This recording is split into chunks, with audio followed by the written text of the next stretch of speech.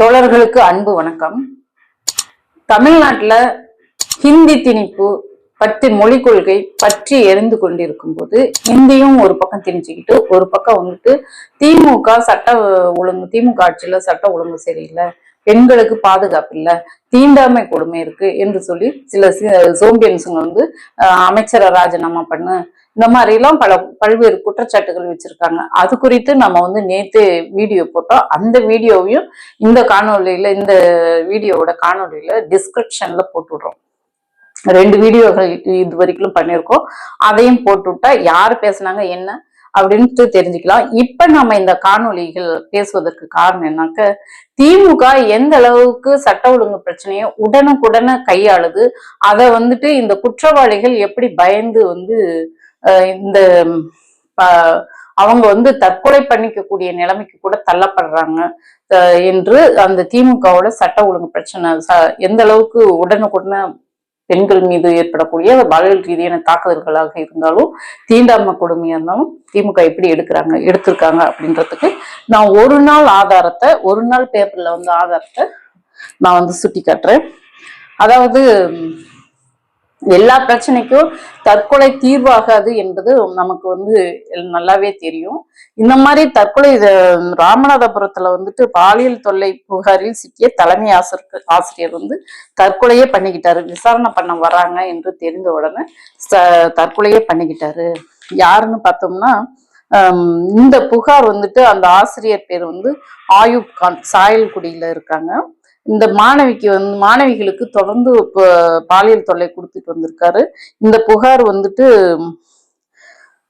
பாலியல் தொல்லை கொடுத்ததாக மாவட்ட குழந்தைகள் நல அலுவலக உதவி எண்ணிற்கு பெற்றோர்கள் புகார் அளித்தனர். மாவட்ட குழந்தை நல அலுவலர் அந்த எண்ணுக்கு தான் புகார் அளிச்சிருக்காங்க. உடனே வந்து அரசாங்கம் நடவடிக்கை எடுத்து கல்வித்துறை அதிகாரிகள் நேற்று முன்தினம் பள்ளிக்கு வந்து விசாரணை நடத்தினர். தலைமை ஆசிரியரிடம் நேற்று காலை விசாரணை நடக்க இருந்த நிலையில் மாரியூரில் உள்ள தனது வீட்டில் நேற்று முன்தினம் இரவு தலைமை ஆசிரியர் சேட் ஆயுப் கான் தூக்கு போட்டு தற்கொலை செய்து கொண்டார். நாம வந்து தற்கொலை செய்து கொண்டதை வரவேற்கக்கூடியவங்க அல்ல. தற்கொலை எந்த பிரச்சனைக்கும் தீர்வாகாது. சரி, இந்த மாதிரி நபர்கள் எப்படி இந்த மாதிரி தவறுகள் செய்யும் போது இவங்களுக்கு தெரியாதா இது வந்து நம்ம செய்யறது தப்பு, இது செய்யக்கூடாது என்று இவங்களுக்கு தெரியாதா என்றால் கண்டிப்பா அவங்க தப்புன்னு தெரிஞ்சதான் செய்யறாங்க. ஏன் செய்யறாங்கனாக்க யாருக்கும் தெரியாம செய்யறதுனால இவங்க போய் யாருக்கிட்டையும் சொல்ல மாட்டாங்க அப்படின்னு சொல்லிட்டு தெரிஞ்சுதான் செய்யறாங்க.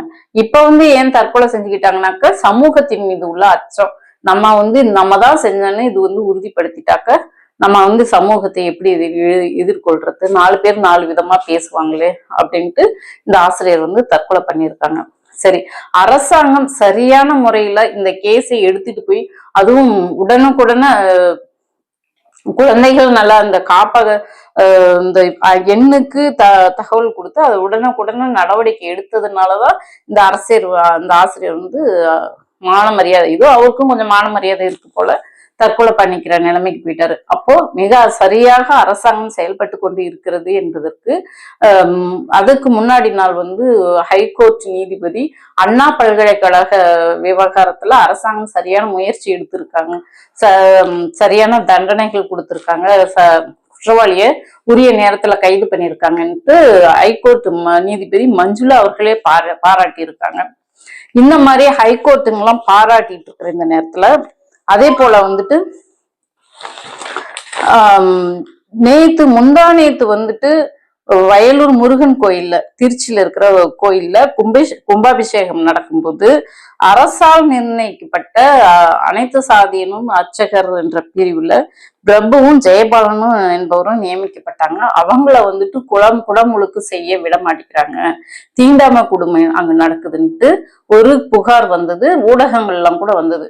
அரசாங்க கவனத்திற்கு வந்த உடனேயே அமைச்சர் சேகர் பாபு அவர்கள் தலையிட்டு அவரும் பேட்டி கொடுத்தாரு. அப்படி ஒரு தீண்டாமை அங்க நடந்தாக்க உடனே அரசாங்கத்தால் களையப்படும் என்று அவர் வந்து பேட்டி கொடுத்தாரு.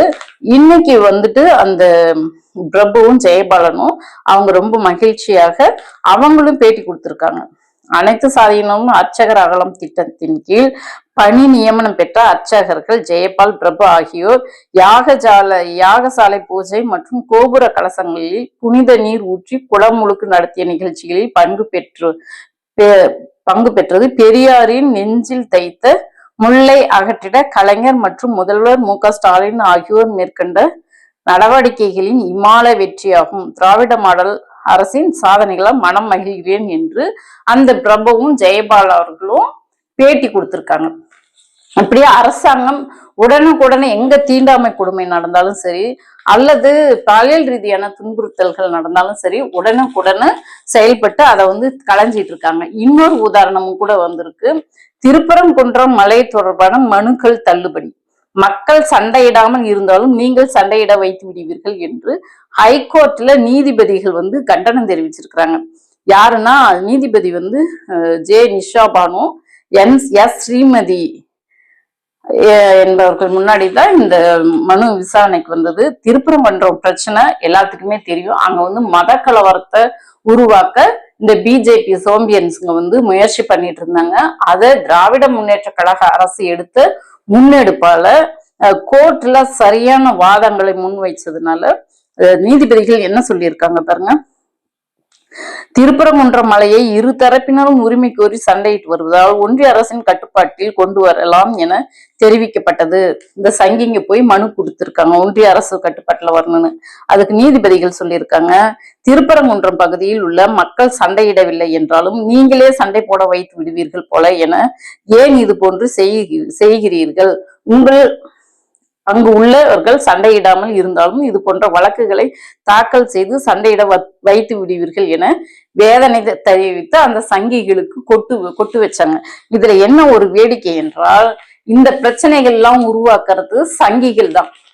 சங்கிகளே உருவாக்கிக்கிட்டு அந்த சங்கிகளே இந்த அடிமைகளா இருந்தாலும் சரி, சங்கி கூடாரமா இருந்தாலும் சரி, இந்த ஜோம்பியன்ஸுங்களே என்ன பண்றாங்க, தமிழகத்துல சட்ட ஒழுங்கு பிரச்சனை இருக்கு, இந்த அந்த முருகன் கோயில்ல தீண்டாமை கொடுமையை பண்ணனது பாப்பானுங்க, இந்த திருப்பரங்குன்ற இதுல பண்ணனது பாப்பானுங்க, அதுலயும் பிஜேபி காரணங்க.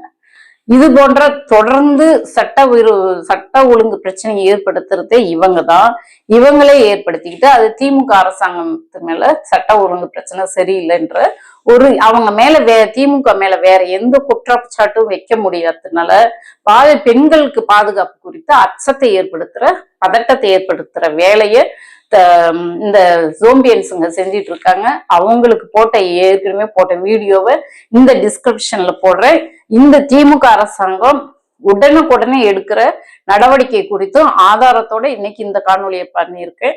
உங்களுடைய ஆதரவையும் உங்களுடைய கமெண்ட்ஸும் உங்களுடைய கருத்துக்களையும் நான் சொன்னது ஏற்புடையது தானா என்று ஆதரவு கொடுக்குமாறு அன்போடு கேட்டுக்கொள்கிறேன். நன்றி, வணக்கம்.